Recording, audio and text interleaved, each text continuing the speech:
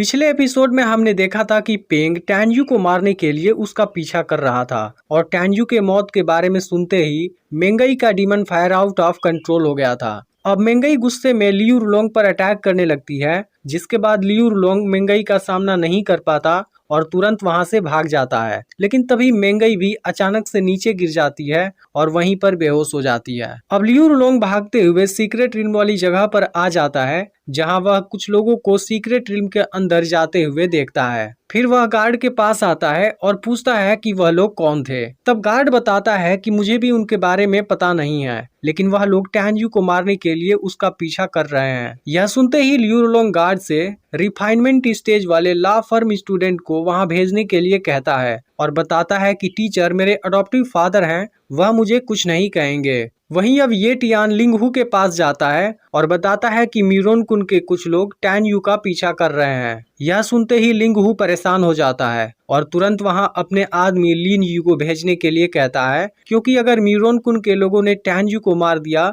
तब लिंगहू अपना बेट हार जाएगा। इधर स्नो वैली में पेंग को टैन्यू मिल गया है और वह लगातार उसका पीछा कर रहा है, लेकिन टैन्यू इनसे काफी तेज भाग रहा है। तभी टैन्यू को बर्फीले दानों का गुफा दिखाई देता है और वह पेंग को उसके बीच फंसाने का डिसाइड करता है। वह पेंग और उसके लोगों का मजाक उड़ाने लगता है और कहता है, आज तुम अपने इग्नोरेंस के वजह से मरोगे। यह सुनकर पेंग के आदमी कंफ्यूज हो जाते हैं, उन्हें समझ नहीं आता कि टैन्यू के कहने का मतलब क्या है। फिर वह पेंग से पूछते हैं, लेकिन उसे भी पता नहीं होता। अब पेंग टैन्यू पर काफी गुस्सा हो जाता है और फिर से उसका पीछा करने लगता है, लेकिन असल में यह सब टैन्यू का पूरा प्लान होता है। वह बर्फीले दानव पर पीछे से अटैक करके तुरंत वहां से भाग जाता है। इसके बाद बर्फीला दानव गुस्से में पेंग और उसके लोगों के सामने आ जाता है और उसे देख पेंग काफी डर जाता है। तभी बर्फीला दानव पेंग के एक आदमी पर अटैक कर देता है और उसे मार डालता है। यह देख पेंग भी अपने लोगों के साथ वहां से भागने लगता है और बर्फीला दानव इनका पीछा करने लगता है। वहीं अब टैन्यू भी इनके आगे ही भाग रहा होता है,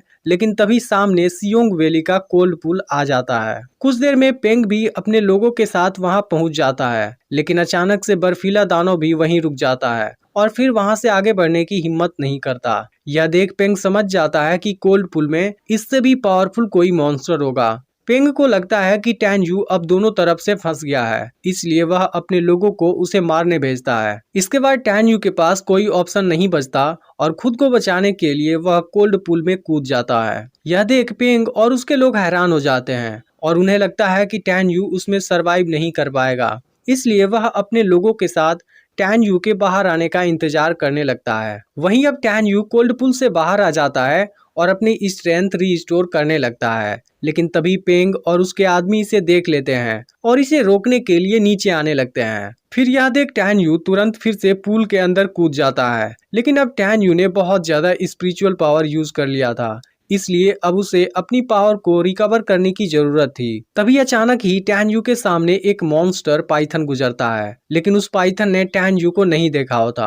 अब टैन्यू समझ जाता है कि उसे अपनी पावर तुरंत रिकवर करने की जरूरत है, इसलिए वह पूल में ही एक जगह पर मेडिटेशन करने लगता है। अब ऐसे ही 1 घंटे से ज्यादा समय बीत जाता है, लेकिन पेंग के आदमी को टैन्यू नजर नहीं आता, इसलिए वह पेंग से यहाँ से चलने के लिए कहता है, क्योंकि उसे लगता है कि किसी मॉन्स्टर ने अब तक टैन्यू को मार दिया होगा। लेकिन पेंग को ऐसा नहीं लगता और यह जगह चारों तरफ से पहाड़ों से घिरा हुआ है, इसलिए यहाँ से निकलने के लिए भी इनको अपनी स्ट्रेंथ रिकवर करने की जरूरत है। तभी पेंग को पानी से स्पिरिचुअल ऑरा निकलता हुआ दिखाई देता है। अब पेंग समझ जाता है कि टैन्यू अभी जिंदा है और अपनी स्ट्रेंथ रिकवर कर रहा है। यह देख पेंग और उसके लोग भी अपनी स्ट्रेंथ रिकवर करने लगते हैं। तभी कुछ देर बाद वहां पर और भी लोग आ जाते हैं, जिसमें से लिन यी और उसके लोगों को लिंगहू ने भेजा है और बाकी लियू रुलोंग के लोग हैं। लियू रुलोंग का आदमी पेंग के साथ मिल जाने का डिसाइड करता है, क्योंकि दोनों का टारगेट टैन्यू है। लेकिन अब लिन यी और पेंग के बीच बहस होने लगती है,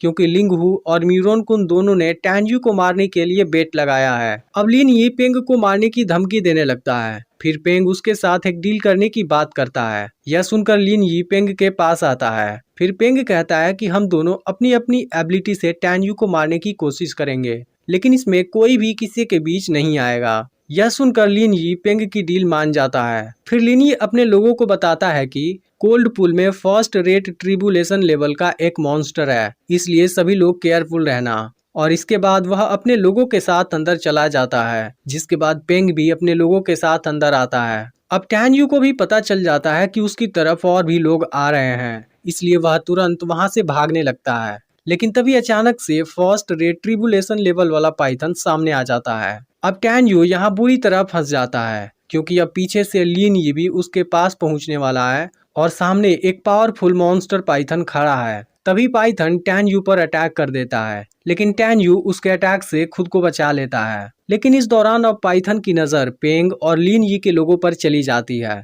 जिसके बाद पाइथन उनका पीछा करने लगता है और फिर सब अपनी जान बचाने के लिए वापस भागने लगते हैं। अब टैन यू इस मौके का फायदा उठाता है और अपने लिए कोई सेफ जगह खोजने लगता है।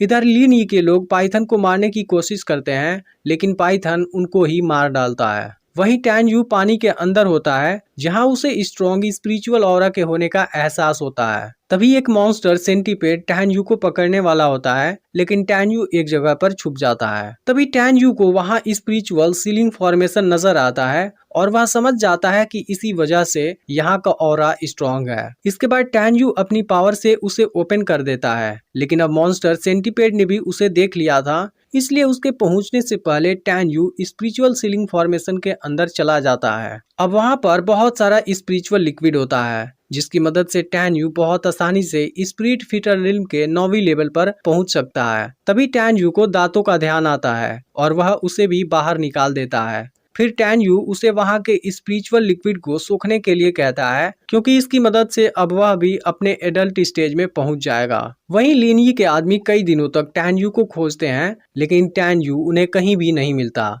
अब लिन यी को लगता है कि टैन यू को किसी मॉन्स्टर ने मार दिया होगा, इसलिए वह अपने लोगों को लेकर यहाँ से जाने लगता है। पर तभी टैन यू कोल्ड पूल से बाहर आ जाता है और लिन यी के एक आदमी को मार देता है। यह देख लिन यी उस पर अटैक करने जाता है, जिसके बाद टैन यू भी अपनी तलवार निकाल लेता है और उसके 9वीं लेवल वाले पावर को देख लिन यी हैरान हो जाता है, क्योंकि इतने कम समय में 9वीं लेवल तक पहुंचना इम्पॉसिबल है।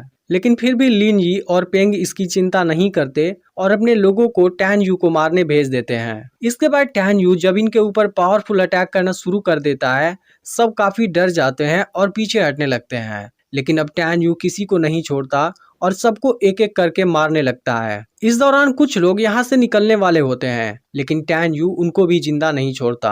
अब टैन यू की पावर देख लिन यी डर गया होता है, इसलिए वह पेंग के साथ मिलकर उस पर अटैक करने का प्लान बनाता है। लेकिन पेंग खुद को टैन यू से ज्यादा पावरफुल समझता है, इसलिए वह अकेले ही उस पर अटैक करने का डिसाइड करता है। इसके बाद पेंग अपने स्टार रिफाइनिंग बॉडी में आ जाता है, जो कि बहुत ही पावरफुल होती है। लेकिन जब वह टैन यू पर अटैक करता है, टैन यू अपने पावर से उसे दूर फेंक देता है। यह देख पेंग काफी हैरान होता है और फिर टैन यू अपने एक अटैक से उसे वहीं मार डालता है। अब वहां पर केवल लिन यी बचा होता है और टैन यू आखिरकार उस पर भी अटैक कर देता है और मार डालता है। तभी एक आदमी पहाड़ के सहारे ऊपर तक पहुंचने वाला था, लेकिन टैन यू उसे नीचे गिरा देता है।